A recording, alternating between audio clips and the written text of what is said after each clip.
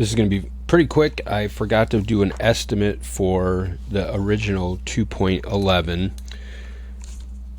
So let's do a quick problem here. We have 237 divided by 11, and they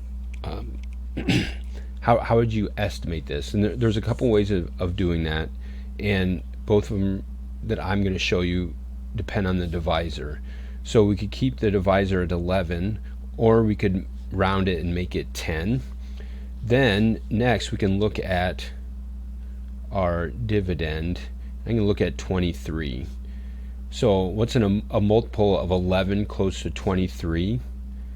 It's 220. Or we could go with a multiple of 10 close to 23, and that's going to be 20. So we could have 200 divided by 10, or 220 divided by 11. So when I look at this, 22 divided by 11 is 2, and that would give me 1 0 left at the end. So your estimate could be close to 20, and the same thing here. 20 divided by 10 is also 2. There'll be 1 left over, so 20. So with both of those, you get the same one. So hopefully this helps, and my apologies for forgetting to put this in the previous video.